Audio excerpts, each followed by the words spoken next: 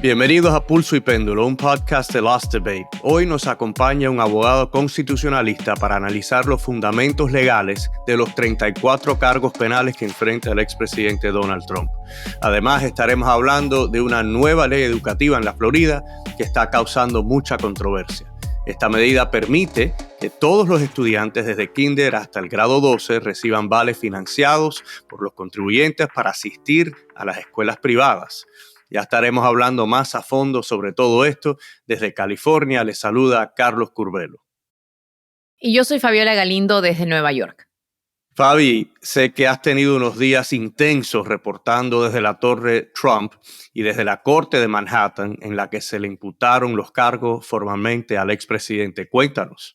Así es, Carlos. Bueno, ya hace 2 semanas que el expresidente Trump había anunciado que le iban a arrestar. Él dijo, fue un rumor que no se llegó a cumplir, al menos no el mismo martes que él había vaticinado, pero definitivamente hemos visto toda una amalgama de expresiones, de rostros del expresidente. Llegó a Nueva York con, digamos, un saludo fuerte, pero al mismo tiempo se le veía en el rostro casi como que reflejaba la falta de control que tiene sobre esta situación legal que está enfrentando.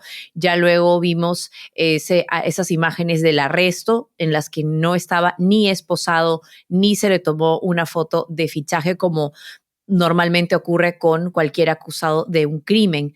Obviamente, por tratarse de un expresidente, eso no ocurrió. Y ya luego más tarde lo vimos regresar a Mar-a-Lago otra vez renovado, pidiendo ese apoyo a sus partidarios. Sí, Fabi, y bueno, un gran circo mediático y sé que has estado en el medio de todo eso y has hecho una gran labor, así que te felicito. Y precisamente para estudiar estos 34 cargos por falsificación de documentos empresariales y para analizar esta situación desde el punto de vista legal, nos acompaña el abogado constitucionalista Rafael Peñalver. Rafael, te conozco hace muchos años y me agrada mucho poder darte la bienvenida aquí a Pulso y Péndulo.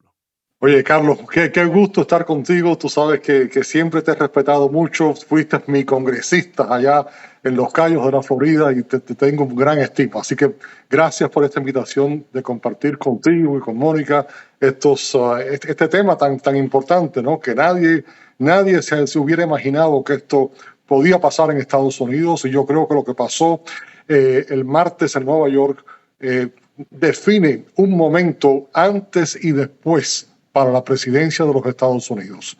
Creo que hemos cruzado el Rubicón y estamos entrando en una tierra incógnita que nunca se sabe dónde puede terminar.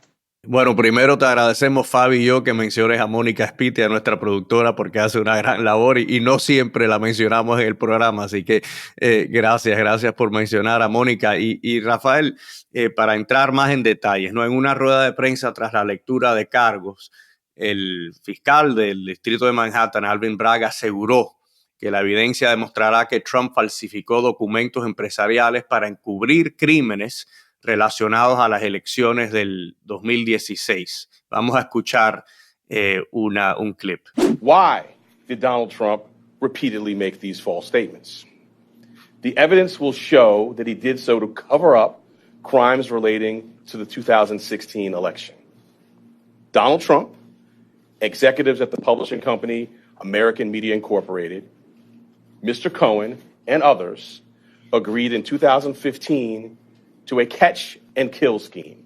That is, a scheme to buy and suppress negative information to help Mr. Trump's chance of winning the election. Bueno, Rafael, ¿a qué crímenes o presuntos crímenes se refiere el señor Bragg? Creo que eso es algo que no todo el mundo entiende aún. Mira, en la ley de Nueva York existe un misdemeanor, que es un cargo de menor cuantía, que dice que si tú falsificas algún documento, eso en sí es un delito de menor cuantía, un misdemeanor. Y en este caso se intentó cubrir el pago de $130,000 a la actriz Stormy Daniels y otro pago de una cantidad similar a una ex modelo de Playboy y otros $30,000 a un portero que trabajaba allí en la torre de Trump. Entonces, específicamente en el caso de Stormy Daniels, se puso en los libros de la compañía de Trump como si hubiera sido un pago de honorarios profesionales.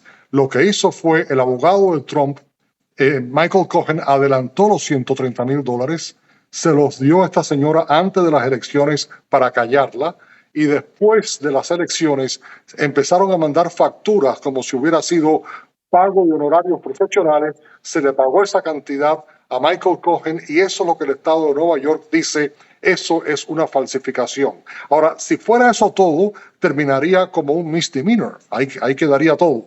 Pero la ley que se le está imputando es la violación de la ley de Nueva York, que dice que si tú falsificas documentos, eso es un misdemeanor, y que quiere decir un delito de menor cuantía, pero que si lo haces con un propósito de encubrir otro delito, entonces ya se eleva a un delito de mayor cuantía. Y aquí lo que el fiscal de Nueva York, Alvin Bragg, ha dicho es que se falsificaron los récords con dos propósitos. Número uno, para evadir la ley federal de elecciones, y número dos, para tratar de engañar al fisco de Nueva York. Y ese punto es muy importante, es un punto que se añadió a último minuto y eso le da quizás la base jurisdiccional a la Corte de Nueva York para tener este caso y poder actuar sobre este caso. Bueno, yo sé que para muchos esto es un circo mediático, sin embargo, es una cobertura importantísima, es una cobertura histórica de lo que realmente, como dice el abogado Peñalver, nunca hemos visto esto antes y realmente es algo que se tiene que tratar con guantes blancos, por así decirlo, ¿no? No se quiere arruinar esa institucionalidad de lo que representa la Casa Blanca, lo que representa la presidencia. Bueno, creo que también es importante hablar de quién es el juez Juan Merchan. ¿Por qué es que el expresidente Trump ha dicho que es un juez parcializado? Juan Merchan es un juez de alto prestigio en Nueva York, que es de origen colombiano, pero donde radica el posible conflicto es que él presidió el caso sobre la compañía de Donald Trump, el caso que acaba de terminar con la compañía habiendo sido encontrada culpable de fraude, y su jefe, el señor Weinstein, que es una persona muy llegada a la familia Trump, está cumpliendo sentencia en una de las cárceles más difíciles, más duras allí en Nueva York. Entonces, lo que dice el expresidente Trump es que si lo van a encausar a él, no debería ser ante el mismo juez que acaba de tener este otro caso, que lo acaba de encontrar culpable a su compañía y que él prefería pues que fuera un fórum más neutral y que no esté presidiendo el mismo juez que ya presidió sobre el caso de la compañía. Yo creo que eso es un argumento que tiene cierto mérito y a mí no me sorprendería que hubiera un cambio de juez en ese aspecto. También el abogado de Trump está pidiendo de que se cambie el foro de este caso y que en lugar de ser en el distrito de Manhattan, que se lleve a otro de los 5 barrios de Nueva York, y específicamente ellos quieren que se lleve a Staten Island, que es la de los 5 barrios, 5 distritos de Nueva York, el más conservador. Exacto, el que más ha apoyado a Donald Trump a través de sus campañas. Pero eso no parece como que un estándar doble, es decir, se quejan de que se está haciendo este court shopping, ¿no? De que están haciendo eligiendo una corte, un distrito, pero sin embargo, al pedir que se mueva a Staten Island, ¿no están haciendo lo mismo? Pedir que se mueva a un distrito más conservador que le favorezca al expresidente. Claro, pero eso es algo, Fabiola, eso es algo muy, muy común que se haga en casos, en todo tipo de casos. Tú siempre tratas de buscar el jurado más favorable y acuérdate que este es un caso donde yo uso la palabra otra vez, acrobacia legal, porque no es un caso transparente que tú puedes decir esta es la ley, se ha violado, hay una felonía. Aquí se está maniobrando en cierta forma y entonces para buscar un pool, lo que se llama el pool de jurados, es en todo distrito los votantes se selecciona un jurado de 12 personas y solamente haría falta uno de los 12 miembros del jurado que estimaran que no se presentó suficiente evidencia para condenar a Donald Trump y Donald Trump saldría inocente de este caso. Rafael, vamos a profundizar un poquito sobre este punto porque los que apoyan a Donald Trump, muchos republicanos, sí han hecho eco de lo que él dice, que esto es una cacería de brujas, precisamente porque la estrategia legal de la fiscalía parece ser un poco creativa, ¿no? Tú como que nos has dicho que tú no ves que este es un caso claro, ¿no? Que alguien comete un crimen obvio, que viola un estatuto y que está siendo pues llevado a rendir cuentas por la ley. ¿Por qué es que este caso no está tan claro? ¿Por qué es que quizás tenga alguna validez este punto de vista de que esto quizás sea motivado políticamente, quizás el fiscal está estirando la ley para presentar estos cargos contra Trump? Yo no iría tan lejos como decir que esto es una cosa política, pero sí creo que si no fuera Donald Trump, no se hubiera estrellado esta investigación por tantos años. No se estuvieran utilizando estas teorías que no se han puesto ante la corte anteriormente. Y hay que tener mucho cuidado, Carlos, porque estamos jugando con lo más valioso que tiene el país. Y yo no soy una persona que haya simpatizado en gran parte con Donald Trump, no soy de ningún partido, así que trato de ser lo más objetivo posible. Si no fuera Donald Trump, si hubiera llevado esto a este extremo, no estoy seguro. Y para el país creo que hubiera sido mucho mejor haber esperado unas semanas que concluyan las investigaciones que están a punto de concluir en otros 3 casos que son mucho más importantes, de mucho más de nivel histórico, que si vas a romper esta tradición de no haber encausado a un expresidente, hazlo sobre un caso de verdadero impacto nacional, como sería el caso de la investigación que se está llevando a cabo sobre si Donald Trump participó en tratar de parar el traspaso pacífico del poder el día 6 de enero. Si Donald Trump obstruyó la justicia al llevarse los documentos de más alta clasificación nacional a Mar-a-Lago y después negarse a entregarlos como se alega que lo hizo. Y por último, si Donald Trump trató de influir en una forma impropia sobre los oficiales del estado de Georgia, tratando de que nombraran a electores que lo favorecieran a él, que votaran por él el día 6 de enero en el Capitolio, cuando él sabía que había perdido el voto popular en Georgia. Cualquiera de esos 3 casos, ante los ojos de la historia, yo creo que se va a comprender que esos eran casos sólidos y razones sólidas para romper esta tradición de estabilidad política norteamericana de no encausar a un expresidente. Encausarlo por una cuestión de haberle pagado $130,000 a una actriz porno, etc. Yo no creo que eso llegue al nivel que debería llegar para romper esa tradición. Y Rafael, también debemos mencionar que el ex fiscal de Nueva York, el señor que presidió Alvin Bragg, rehusó perseguir este caso, y también que las autoridades federales, tampoco los fiscales federales que tienen potestad, porque esta fue una elección federal, ¿no? En la cual supuestamente Trump utilizó fondos para beneficiar su campaña sin declararlo, tampoco los fiscales federales decidieron perseguir este caso.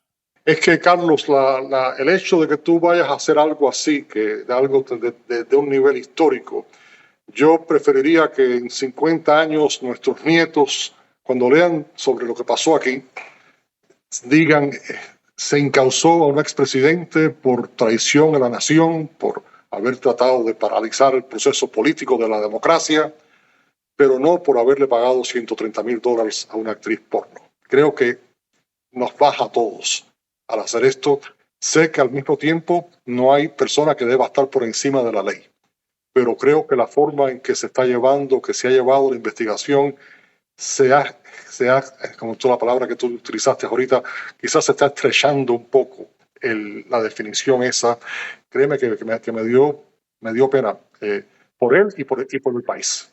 Yo creo que definitivamente es un momento muy doloroso para muchas personas y también hay quienes creen que este caso más bien habla sobre el carácter del expresidente. ¿Cuántas decenas de mujeres han salido a acusarlo de acoso sexual y esos casos nunca trascendieron a nada? Lamentablemente, también tenemos que ver quién es esta persona, no solamente en lo que intentó, digamos, hacer, de lo que se le acusa en Georgia, de interferir en esas elecciones, sino también de tantos otros aspectos de quién es Donald Trump. O sea, no es que se le está juzgando por su carácter, pero definitivamente es algo que lamentablemente por el tema del tiempo, de cuántos años llevaba esta denuncia, también tenía que entrar en vigor, digamos, esa investigación, ¿no? Entonces, definitivamente hay quienes piensan que el caso de Georgia quizás pudo haber sido más fuerte, pero también este era un caso que se estaba empujando, que no se estaba tratando. Cy Vance, el ex fiscal antes de Alvin Bragg, decidió no hacerlo. Pero lo que yo quisiera preguntarle es, ¿qué va a pasar ahora? ¿Va a haber un juicio? ¿Usted ve que estos cargos son suficientemente fuertes? Estamos viendo en la lectura oficial de cargos que se repiten los mismos una y otra vez. Entonces, ¿usted cree que esto es un caso fuerte? ¿Cuál sería en todo caso la defensa del expresidente Donald Trump si esto va a juicio? Si esto va a juicio, ¿cuándo va a hacer eso? ¿Qué pasa ahora? No, yo creo que el caso es fuerte. Yo creo que los elementos existen. La razón por qué hay tanta repetición es que cada vez que se hacía un cheque, si se habían pagado $130,000, por ejemplo, y se pagaron con 10 cheques al abogado Cohen, pues cada uno de esos cheques es una causa. Por eso es que suman 34 causas en total. Lo mismo con el pago al portero de allí, el pago a la otra señora. El próximo paso sería que los abogados empiecen a presentar lo que se llama mociones, que son peticiones a la Corte para que desestimen el caso, para que diga que este caso no tiene valor por la parte legal. Empezarán entonces a intercambiar evidencias. El Estado tiene hasta el mes de junio, tengo entendido, para presentarle la evidencia a Trump, y Trump entonces tendrá hasta diciembre para tratar de contrarrestar. Habrá una vista a principios de diciembre y ahí entonces comenzará el proceso de escoger el jurado, pero esto yo creo que se va a demorar. Estoy seguro que Trump y su equipo van a presentar todo tipo de apelaciones y en el medio de todo esto está la campaña política.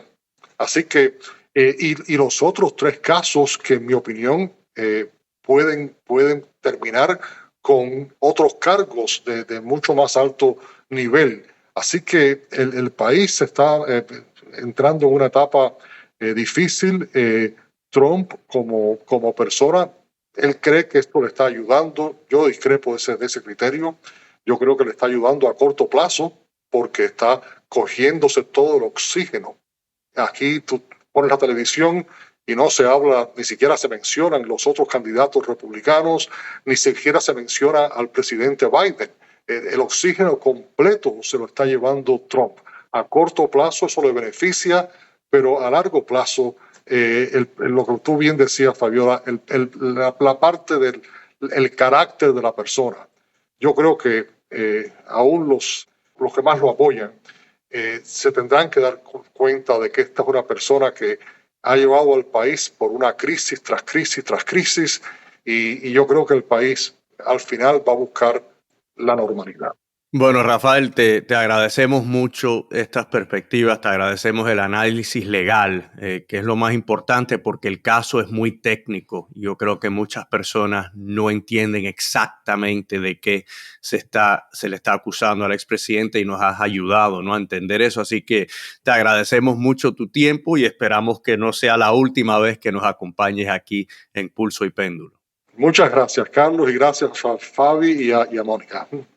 Bueno, Fabi, interesantísima la conversación con Rafael. Yo creo que ese último punto que él resaltó, hablando de como esto había fortalecido a Trump a corto plazo, es importante enfocarnos en eso, porque vemos que Trump dice que ha recaudado millones de dólares desde que se anunció el encauzamiento. Y también sabemos, y tú lo sabes, ¿no? Especialmente que estás cubriendo el día a día de todo esto, que es una figura que se beneficia, sabe aprovechar cuando los medios están enfocados en él, cuando él está haciendo titulares. Él sabe aprovechar esos momentos y vemos que está utilizando toda esta situación para motivar a su base y para forzar a la gran mayoría de republicanos a que lo apoyen. Así es, Carlos. O sea, las encuestas también están demostrando que al menos el 60% de los estadounidenses están a favor de esta acusación, a pesar de que 3/4 de estadounidenses también piensan que este contexto político influyó en esta decisión del jurado. Pero a mí lo que me parece muy cómico, tragicómico, si podemos decir, es que horas antes de que el expresidente sea arrestado, su propia campaña lanzó una camiseta que se está vendiendo en su página web con este mugshot, esta fotografía de récord criminal que todo el mundo esperaba o creían que iban a ver, porque es como, repito, como ocurre cuando se arresta a alguien acusado de un crimen. Esa fotografía nunca ocurrió, nunca se tomó, pero la campaña de Trump ha generado una imagen falsa en la que Trump está arrestado con esta fecha del arresto, con la medida de atrás se ve de cuánto supuestamente mide. Hay quienes dicen que no mide 6 pies 5 pulgadas, sino que mide 6 pies 3 pulgadas y se ha aumentado la estatura. Lo cuento en modo jocoso porque realmente es un tema tan serio que estas cosas a mí me causan un poco de risa. Ver que a pesar de que, como tú dices, cualquier otro candidato se vería afectado negativamente por esto. Sin embargo, la campaña de Trump sabe que cuenta con el apoyo de su base al punto de que pueden generar y fabricar una imagen falsa como esta, ponerla el rostro del presidente como si hubiese sido arrestado y llevado a un calabozo y venderla y conseguir donaciones. Así que creo que eso es un fenómeno muy, muy particular de Donald Trump, pero también muchos estamos hablando y se dice de lo que puede suceder con la institución de la presidencia. Quiero recordar que hay otros países como Francia, por ejemplo, que también imputaron cargos contra el expresidente Nicolás Sarkozy. Francia es una democracia súper importante y eso ocurrió y el país no se ha desmoronado, la presidencia no se ha visto, digamos, afectada de tal modo. Entonces yo creo que todavía estamos por ver, estamos en un terreno desconocido definitivamente, pero es algo que ha ocurrido en otros lugares. En algunos lugares con resultados menos favorables, en otros no tanto. Sí, Fabi, yo creo que la preocupación aquí es que es la primera vez, ¿no? Y la primera vez siempre es la más difícil y la que más trauma causa. Pero hablemos también de otro sujeto en todo esto, que es la figura de Stormy Daniels. ¿Qué se ha sabido de ella? ¿Ha dicho algo? Stormy Daniels ha recibido poca atención mediática hasta ahora, pero ha dado una entrevista a Piers Morgan en la que ella misma dice que no está segura si Trump debería, digamos, pasar tiempo en la cárcel necesariamente por esta acusación, pero ella dice que sí cree que debería ser encontrado culpable por el caso de la supuesta injerencia en las elecciones en el estado de Georgia. Así que definitivamente es una mujer que antes quizás nadie la conocía, ahora hasta está vendiendo mercadería ella misma, también ha recibido amenazas de muerte, por lo que dice no ha querido dar muchas entrevistas. Y es también irónico cómo hemos pasado, como lo decía más temprano, de todas estas acusaciones que se dieron durante el tiempo en que Trump era presidente, de mujeres que decían que él las había acosado sexualmente. Esas denuncias nunca llegaron a ningún juicio, llegaron a ningún caso específico, pero en este caso estamos viendo que una actriz de cine adulto está básicamente también siendo parte de la historia, aunque lo queramos o no, eso es lo que está pasando, Carlos. Bueno, sin duda seguiremos muy pendientes de este caso, pero ahora vamos a pasar a otro tema que muy probablemente tendrá grandes consecuencias no solo en la Florida, sino potencialmente a nivel nacional. Así es, Carlos. Hace unos días el gobernador de la Florida, Ron DeSantis, firmó una propuesta de ley que otorgaría vales educacionales o vouchers financiados por los contribuyentes a estudiantes desde kinder hasta el grado 12, para los estudiantes que opten por asistir a escuelas privadas. Eso sí, cabe aclarar que para ser elegibles, estas escuelas privadas deben demostrar tener buenas prácticas fiscales y contratar a maestros experimentados. Todos los estudiantes del estado, sin importar los ingresos de sus padres, podrían ser elegibles para una ayuda de hasta $8,500 anuales, lo que representará un costo estimado de miles de millones de dólares para el gobierno del estado. Y Carlos, los que apoyan esta iniciativa hablan de Universal School Choice, de un programa universal de elección escolar. En cambio, los que están en contra lo describen como un programa de cupones para los millonarios. Es decir, claramente esta nueva ley está generando mucha división. ¿Por qué hay tanta controversia? Bueno, Fabi, tenemos que resaltar que este es un cambio radical en la manera que se desembolsan los fondos para la educación en el estado, en cualquier estado. Todos los años, los que son dueños de propiedad en el estado de la Florida, y así es en la gran mayoría de los estados, ven en su cuenta de impuestos, ¿no? El estado, de lo que le deben al gobierno, los diferentes impuestos que se pagan y casi siempre uno de los principales, los más altos, es el impuesto que se le paga al distrito escolar local, ¿no? El dinero que recauda el gobierno para financiar las escuelas públicas y también las escuelas charter, que son escuelas públicas en muchos estados. Si uno es un padre que manda a sus hijos a una escuela privada o quizás hace homeschooling, educación en la casa, pues no, en realidad no se beneficia directamente de ese pago de impuestos. Es un pago que uno le hace al gobierno para educar a la sociedad, pero los padres que tienen a sus hijos en escuelas privadas, escuelas religiosas, por ejemplo, nunca se han beneficiado directamente. Ahora lo que se ha propuesto, y no solo que se ha propuesto, sino que ya se ha convertido en ley en la Florida, es que a los padres que no envían sus hijos a las escuelas públicas, se les va a enviar un pago y que ellos pueden utilizar este pago para pagar el costo de la escuela privada. Es un cambio drástico, un cambio, algo que era impensable, algo que se intentó en la Florida hace años y la Corte Suprema en aquel momento rehusó, ¿no? Dijo que la ley no era constitucional. Todo parece indicar que esta vez ya la Corte es una Corte que se inclina hacia el conservadurismo y que es muy poco probable que haya un reto en la Corte exitoso. Pero sin lugar a dudas es un cambio radical en la manera que se estructura, que se organiza el sistema educacional. Obviamente hay personas que están muy contentas con este cambio, especialmente los que se pudieran beneficiar ahora por primera vez. Y hay otros, Fabi, que dicen que esto va a destruir lo que es el sistema escolar público, los sindicatos de maestros, todos los grupos laborales que están asociados, ¿no? Relacionados con el sistema educacional público, dicen que esto va a crear una crisis y que va a terminar destruyendo el sistema educacional público. También hay aquellos que dicen, bueno, las escuelas públicas todas tienen ciertos estándares, ¿no? Y el gobierno se ocupa de que esos estándares se cumplan. En el caso de las escuelas privadas, el gobierno no tiene ese derecho, ¿no? De intervenir, de exigirle a las escuelas privadas, aunque en esta ley sí parece que han requerido, ¿no? Que las escuelas, por ejemplo, tengan maestros certificados y que las escuelas todas demuestren ser prudentes, ¿no? En manejar la parte de sus finanzas. Así que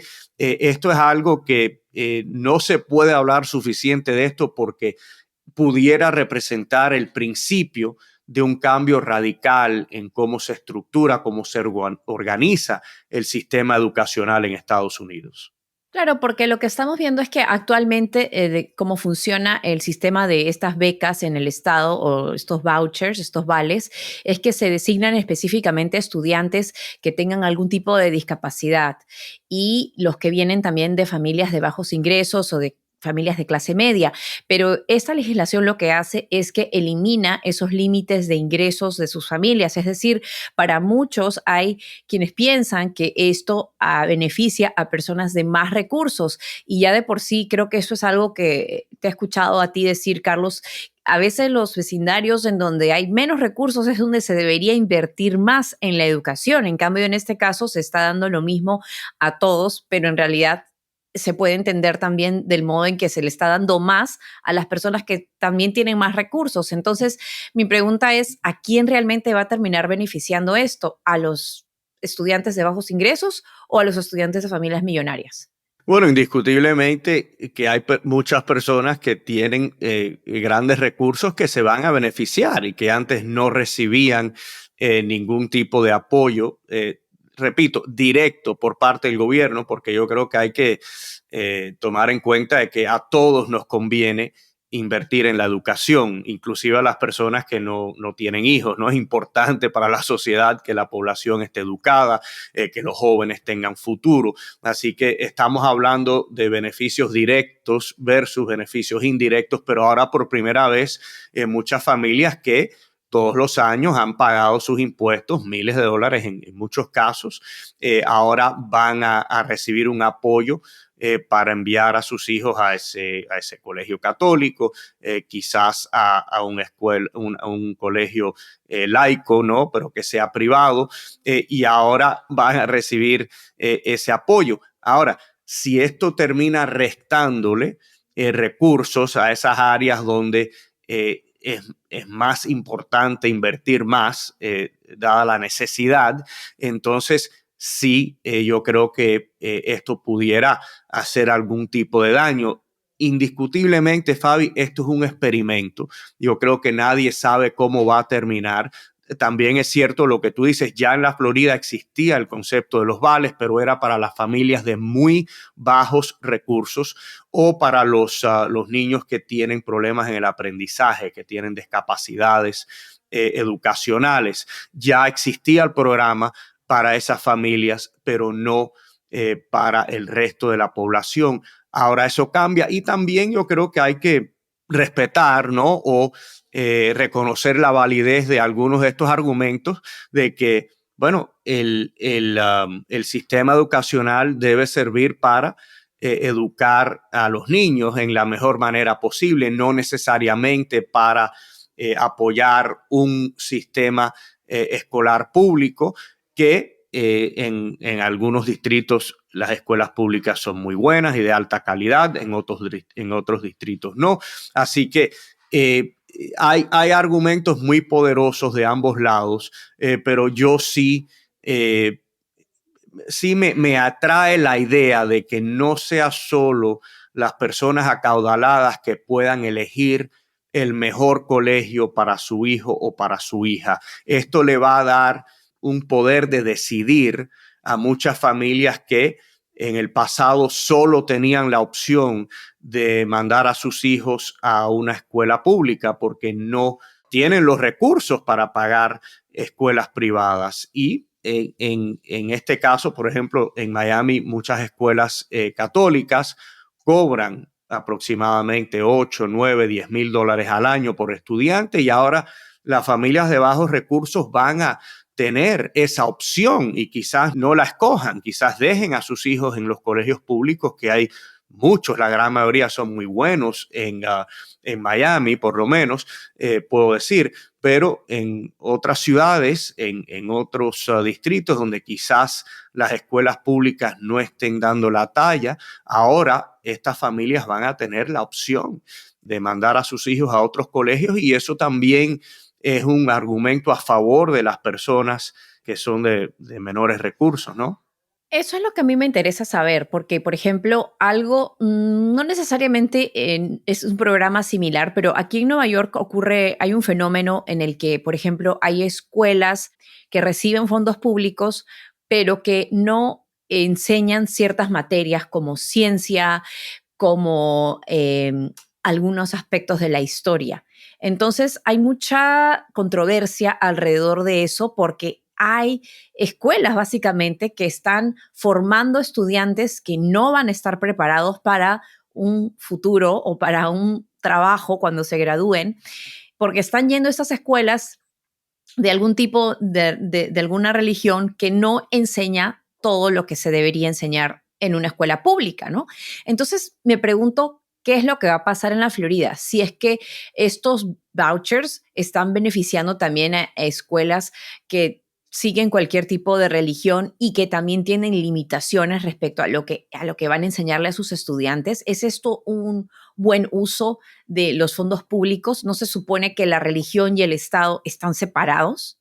Bueno, ese punto es muy importante, ¿no? El tema de los estándares, porque sí, en la Florida para este programa se le va a hacer unas exigencias muy básicas a las escuelas privadas, pero Fabi, las escuelas privadas, a diferencia de las públicas, no van a ser forzadas a que, por ejemplo, sus estudiantes tengan que tomar pruebas estandarizadas para comprobar que están aprendiendo, ¿no?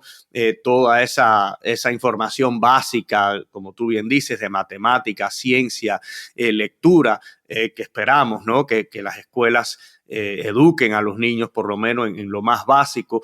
Las escuelas privadas no van a ser sujetas a ese tipo de pruebas, así que no va a ser posible comprobar de que estos fondos públicos se están empleando de una manera donde cada estudiante llegue a ese estándar mínimo de aprendizaje. Ese es un argumento muy fuerte. También hay que reconocer que, por ejemplo, los sindicatos de obreros, de maestros, de otros empleados que trabajan en el sistema público, ven esto como una amenaza, no tanto porque les preocupe qué va a pasar con la calidad de la educación en el estado de la Florida, en este caso, pero porque tienen ellos intereses económicos que están atados al sistema escolar público y quieren ver ese sistema fortalecido lo más posible porque eso probablemente les represente a ellos un beneficio económico. Así que aquí yo creo que hay muchas diferentes perspectivas, pero sí es cierto que esto pudiera darle impulso a otros estados, pudiera motivar a otros estados a tomar este tipo de decisión. Y si vemos que esto se va propagando a través del país, quiere decir que el sistema educacional de Estados Unidos está cambiando, está siendo revolucionado, ¿no? Por este concepto. Y yo creo que tomará años, ¿no? de resultados, ¿no? de análisis para saber si esto es una decisión correcta o no, pero indiscutiblemente que para muchas familias esto va a representar una nueva opción, una nueva oportunidad que antes no existía y ya yo creo que eso es algo que hay que celebrar. Ahora, ¿cuál será el costo? ¿Cuáles serán los costos? ¿Va a verse reducida la calidad de la educación? Si es así, entonces quizás no valga la pena.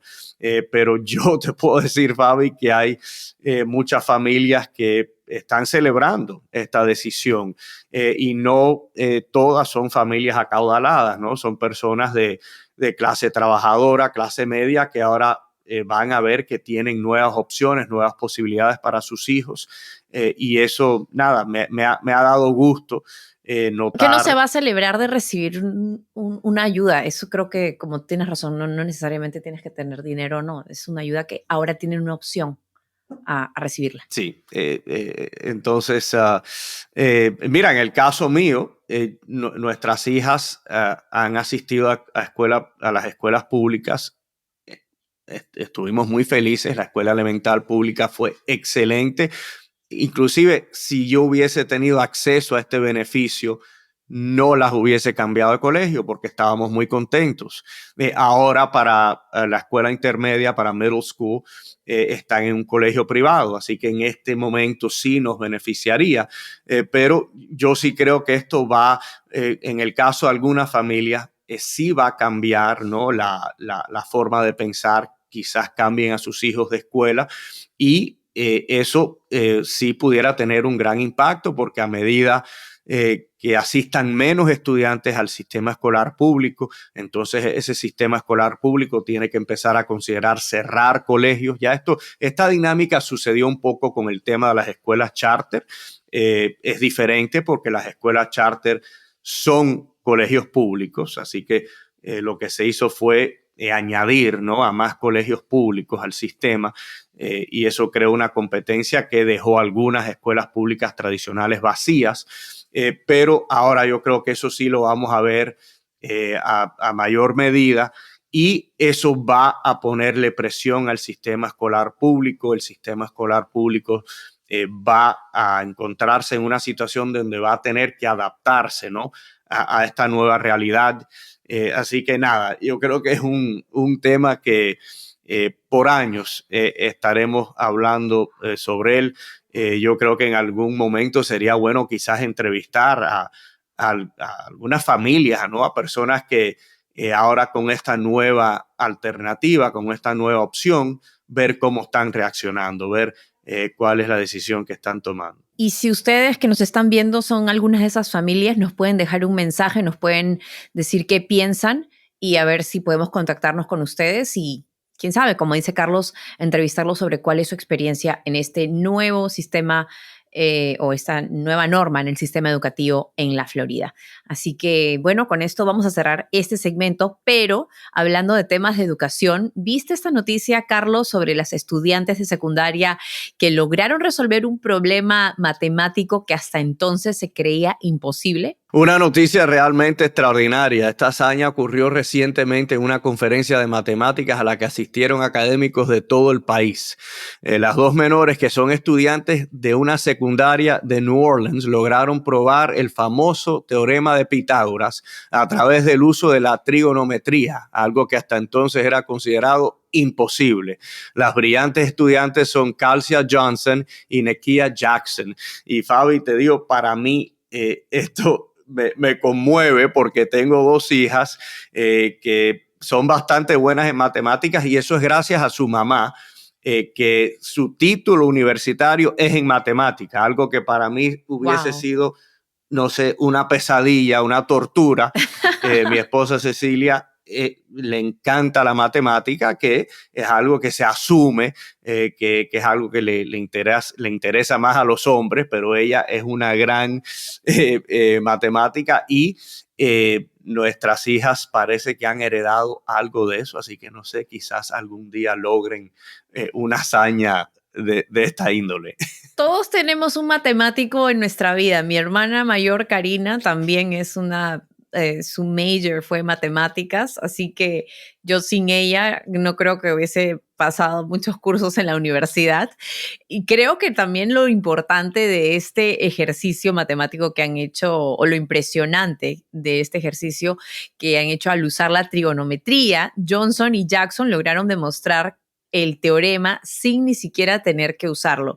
Así que es algo que definitivamente inspira, ¿no? Como tú dices, porque se asume que los hombres son los que están más interesados en los números, pero en realidad ver a dos chicas hacerlo y de hacerlo también y crear, digamos, resolver un problema que hasta ahora se pensaba que no se podía, inspira bastante. Sí, bueno, y ahora falta que su fórmula pase por lo que se conoce como un peer review, una evaluación de pares, para ser aceptada formalmente como un nuevo descubrimiento matemático, pero sin dudas un gran logro que vale la pena destacar, y que, repito, el hecho de que sean niñas es algo que hay que celebrar y que enfatizar, porque se asume incorrectamente que la matemática es un campo que le pertenece a los hombres. En el caso mío, les aseguro que no es así.